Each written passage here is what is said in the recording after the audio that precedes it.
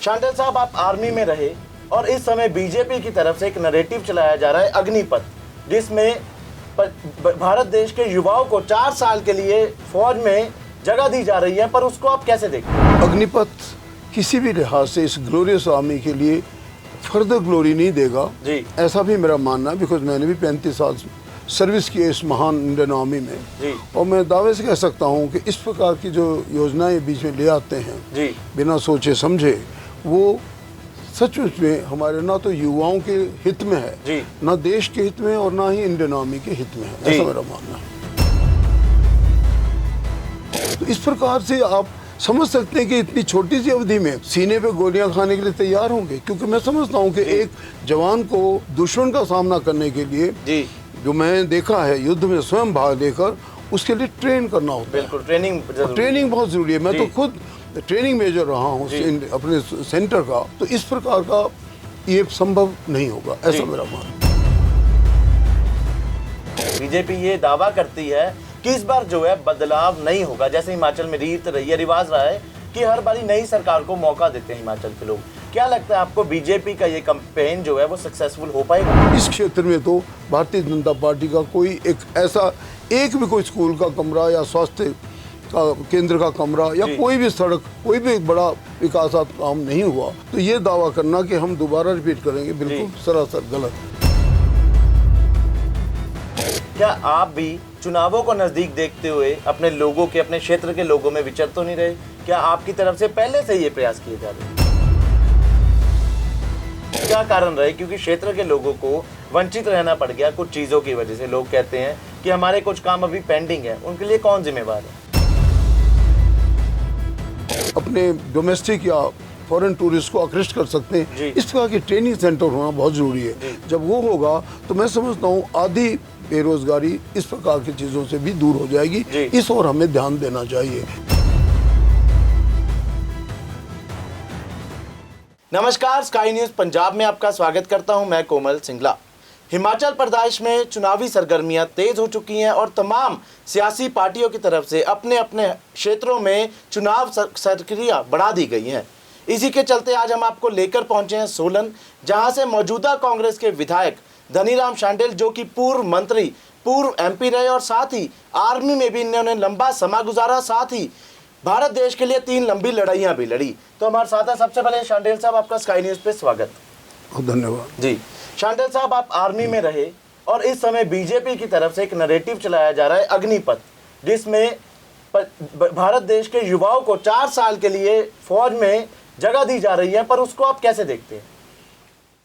देखिए, अग्निपथ किस आशय से चलाया गया जी, अगर आप ध्यान से देखें तो ये मैं जानता हूं कि फंड्स की कमी है जी, और सबसे बड़ी बात कि भाई किस प्रकार से पेंशन जी, एक्सचेकर से निकले दी जाए जी, यही सब इश्यूज के कर चलते, वित्तीय संसाधनों के चलते मैं समझता हूँ ये अग्निपथ उभरा है जी, ऐसा मेरा मानना है। और अग्निपथ किसी भी लिहाज से इस ग्लोरियस आर्मी के लिए फर्दर ग्लोरी नहीं देगा जी, ऐसा भी मेरा मानना है, बिकॉज मैंने भी 35 साल सर्विस की इस महान इंडियन आर्मी में जी, और मैं दावे से कह सकता हूँ कि इस प्रकार की जो योजनाएं बीच में ले आते हैं जी, बिना सोचे समझे, वो सचमुच में हमारे ना तो युवाओं के हित में है जी, ना देश के हित में और ना ही इंडियन आर्मी के हित में है, ऐसा मेरा मानना है।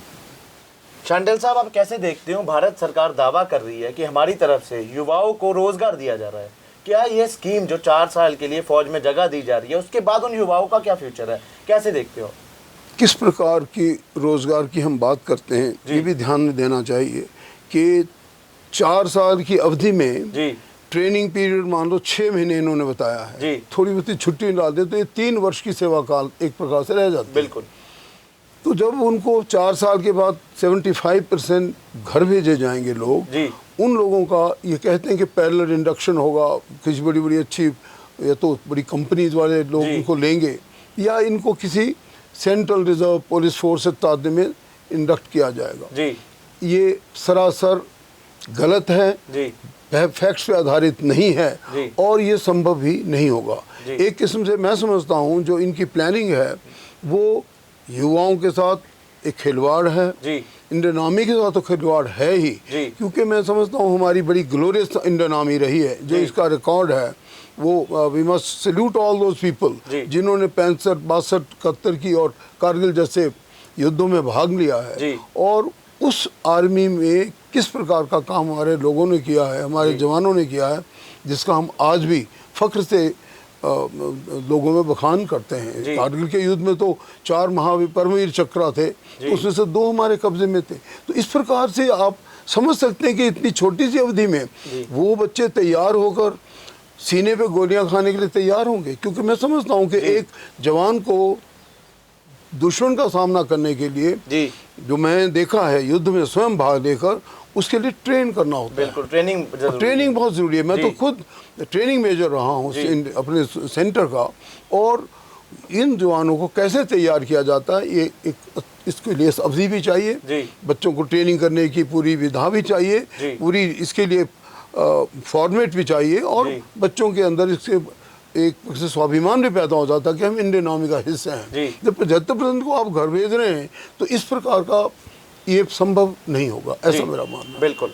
तो शांडिल साहब, आप हिमाचल कांग्रेस के सीनियर लीडर हैं, आपका नाम जो है पूरे हिमाचल के लोग आपको जानते हैं। बीजेपी की तरफ से एक नैरेटिव चलाया जा रहा है कि इस बारी जो है दोबारा बीजेपी की सरकार रिपीट होगी। बीजेपी ये दावा करती है कि इस बार जो है बदलाव नहीं होगा। जैसे हिमाचल में रीत रही है, रिवाज रहा है कि हर बारी नई सरकार को मौका देते हैं हिमाचल के लोग। क्या लगता है आपको, बीजेपी का ये कैंपेन जो है वो सक्सेसफुल हो पाएगा?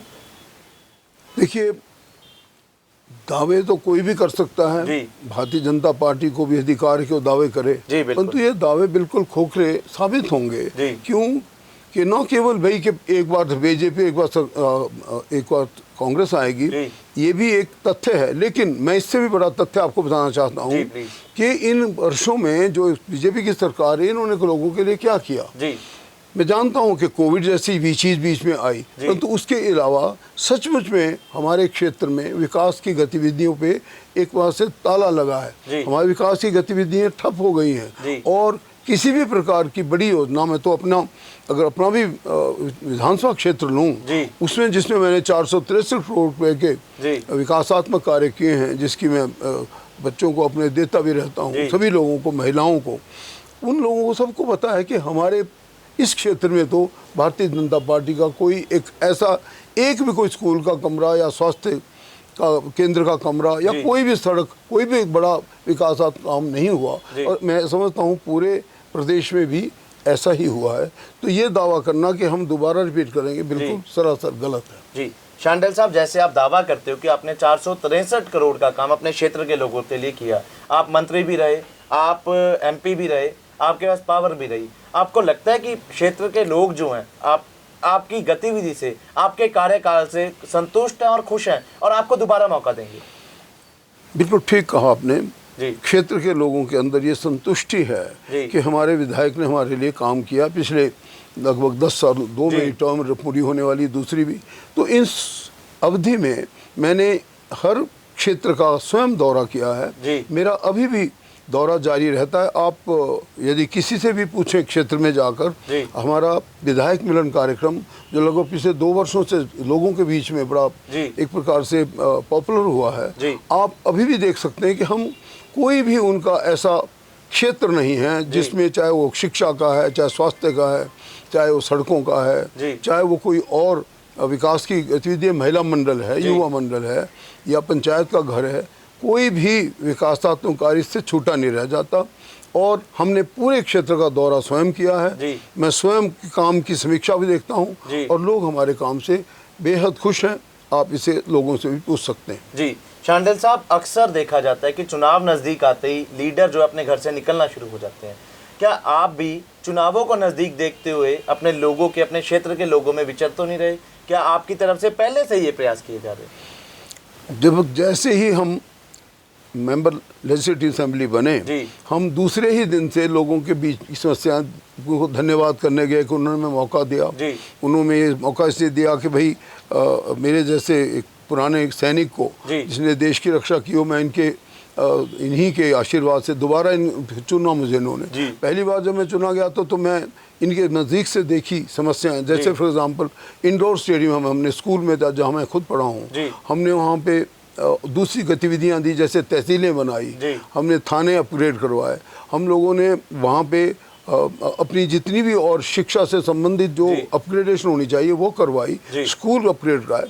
इसे राजा वीरभद्र सिंह जी का जो हमारे उस समय के मुख्यमंत्री थे, उनका बड़ा योगदान रहा है। उनके आशीर्वाद से आप देख सकते हैं सोलन में भी अगर आप देखें तो हमारा शांति बाईपास, जो अभी थोड़े ही दिनों में शायद ऑनलाइन इसका उद्घाटन करेंगे माननीय मुख्यमंत्री महोदय, हमारा सैनिक रेस्ट हाउस जो बहुत अच्छे तरीके से बना है, और हमारा यहाँ पे पहले भी हो चुका उसका, तो यहाँ पे चंबा घाट में हमारा सर्किट हाउस, या जो हमारा डीसी ऑफिस जो अपने में एक बहुत अच्छा उदाहरण है, लगभग 26 करोड़ से बनी ये इमारत बहुत ही अच्छे। सर, रोजगार के लिए आपकी तरफ से क्या कोई प्रयास किए गए हिमाचल प्रदेश में या अपने क्षेत्र के लोगों के लिए?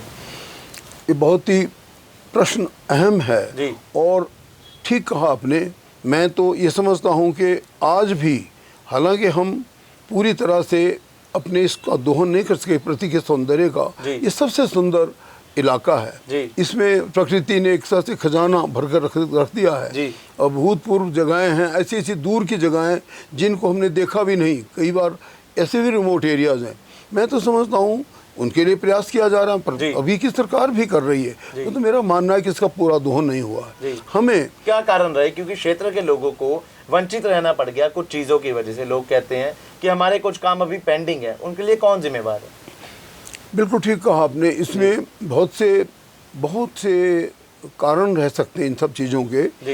सबसे बड़ा कारण होता है इसमें जो राजनीतिक इच्छा शक्ति होती है वो बड़ी प्रबल होनी चाहिए। हमारा फोकस अपने उन एरिया से तब होना चाहिए, जैसे हमारे पास बेरोजगारी, आप देख रहे हैं महंगाई, कमर तोड़ महंगाई है, बेरोजगारी आसमान को छू रही है, और बेरोजगार युवाओं की वजह से जो एक प्रकार से दूसरे मुसीबतें आती है, जैसे नशे की तरफ चले जाना, उनकी संस्कृति को भूल जाना। तो मैं समझता हूँ कि हमारा प्रदेश जहाँ पे culture religious tourism can take you to the sky, इतनी ज़्यादा हम पराकाष्ठा पर जा सकते हैं, ऊंचाइयों पर जा सकते हैं कि शायद ही दुनिया में कोई दूसरी जगह ऐसी इतनी भरपूर जितना कि मैंने कुछ दुनिया देखी है। मैं समझता हूँ हमें छोटे छोटे अपने ट्रेनिंग सेंटर होने चाहिए, क्षेत्र के बेसिस पे, अपने स्टेट के बेसिस पे भी हो सकते हैं, जिसमें हम लोगों को ट्रेन करें।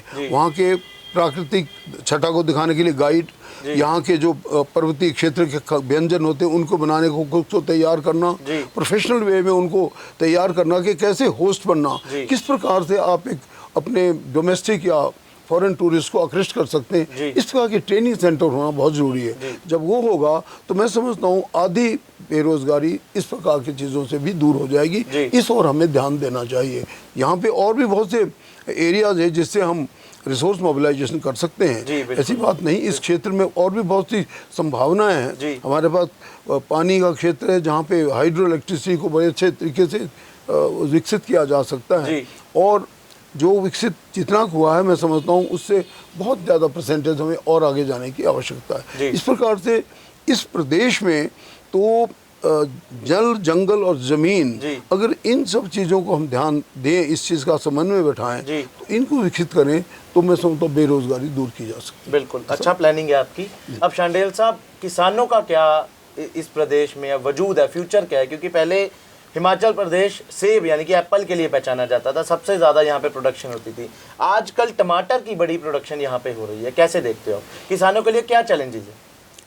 किसान के लिए तो मैं समझता हूँ, मैं सच कहा आपने, हमेशा ही चैलेंज रहे हैं। हम कभी कभी मुंशी प्रेमचंद का नॉवल पढ़ते थे एज स्टूडेंट, अभी भी पढ़ता हूँ। गोदान उन्होंने कहा तो उसमें समस्याएं यही थी कि जो मैं समझता हूँ उस वक्त उनकी समस्याएं थी, लगभग किसी न किसी रूप में आज भी वो सब के सब प्रेजेंट हैं। और सबसे बड़ी समस्या जो यहाँ पे है, जो आजकल की समस्या है, वो है कि हमें, ठीक है सेब तो हमारा है ही, सेब का राज्य है और उसके लिए समर्थन मूल्य भी मिलना चाहिए, उसको सबको मिलना चाहिए। परंतु इस क्षेत्र में जिसको प्रतिनिधित्व मैं करता हूँ, यहाँ पर टमाटर, मटर, बीन्स, शिमला मिर्च इत्यादि जो मैं समझता हूँ ऐसी खेती है, इसमें विशेषकर टमाटर प्रधान है। दुनिया भर में गोला, यहाँ का जो हिमसोना, ये मशहूर टमाटर अंतर्राष्ट्रीय स्तर पर भी मशहूर हुए हैं।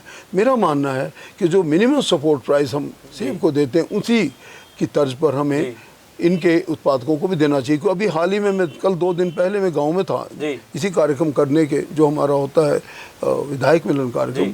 तो मैंने देखा कि लोगों की जो समस्या है वो पिछले 2 महीनों से, जो लगभग बारिश से वजह से कालापन आ जाता है, तो जो 2015 में एक जो इनकी पेटी मैं समझता हूँ 200 में बिकती थी, वो आज के दिन में सिर्फ 150 में बिक रही है। आप सोचिए 2015 और 2022 में 7 साल का अंतर है। बढ़ना चाहिए, उधर एक तरफ महंगाई बढ़ रही है, इधर किसान को एमएसपी कम मिल रही है। शांडिल साहब, इसके लिए आपकी तरफ से क्या कोई प्रयास भी किए जाएंगे या सिर्फ राजनीतिक रोटियां सेकी जाएंगी? नहीं, इसके लिए प्रयास किए जाएंगे। मैं इसे अपने आने वाले विधानसभा सत्र में भी उठाऊंगा, विशेष चर्चा के रूप में भी लाने का प्रयास करूंगा।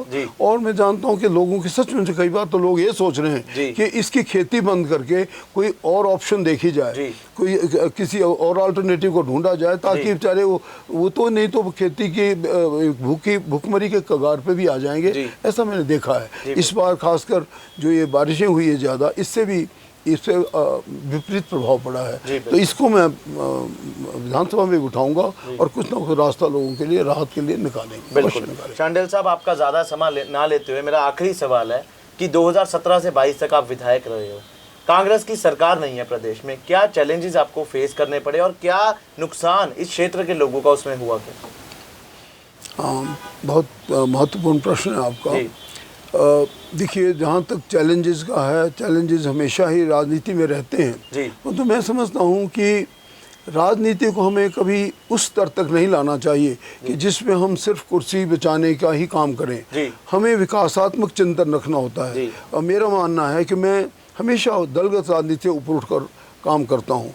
मैं चाहता हूँ कि हम अपने युवाओं के लिए अच्छी शिक्षा के साधन पैदा करें, अच्छे संस्थान पैदा करें और उनके अंदर अच्छे संस्कार ही भरे जाएं। जैसे कि हमारा देवभूमि है, यहाँ की देव संस्कृति कभी ना भूलें, बड़ों का सम्मान कभी ना भूलें और नशे की प्रवृत्तियों से दूर रखते हुए इन चैलेंजेस का मुकाबला करते हुए एक मानव संसाधन ऐसा तैयार करें कि जिससे बच्चे कल के भविष्य के लिए तैयार हों। जिसके लिए राजनीति का अखाड़ा केवल ये ना रह जाए कि हम अपनी सीट को बचाने के लिए काम करें। हमें बच्चों की शिक्षा की ओर ध्यान देना होगा, यहाँ के विकास की तरफ, जो यहाँ प्राकृतिक दृष्टि से जो चैलेंजेस आए हैं वो देना होगा। अधोसंरचना, जो इंफ्रास्ट्रक्चर, जो इसको और बढ़ाने की आवश्यकता है, ताकि कोई एक ऐसे गांव न रह जाए जहां पे लोग सड़क से ना जुड़ें। ये सड़क जो है यहाँ की भाग्य रेखाएं हैं। और सबसे बड़ी बात कि जो हमारे कृषि प्रधान है ये अभी तक, हमारे पास जो इनके चैलेंजेस है, जो इनकी मुसीबतें, उसको हम हल करते हुए कल का एक अच्छा भविष्य हिमाचल के लिए प्रदर्शित करें, ऐसा मेरा मानना है। बिल्कुल, बहुत बहुत धन्यवाद शांडिल साहब अपना कीमती समय देने के लिए। तो आपने सुना, ये थे हमारे साथ पूर्व मंत्री, पूर्व एमपी और मौजूदा कांग्रेस के सोलन से विधायक कर्नल धनीराम शांडिल जी, जिनका दावा है कि उनकी ओर से 463 करोड़ के काम सोलन क्षेत्र के लिए किए गए हैं और आगे भी जनता अगर इन्हें मौका देती है तो ये लोगों की उम्मीदों पर खरे उतरेंगे। कैमरा पर्सन परवीन के साथ कोमल सिंगला, स्काई न्यूज़ हिमाचल।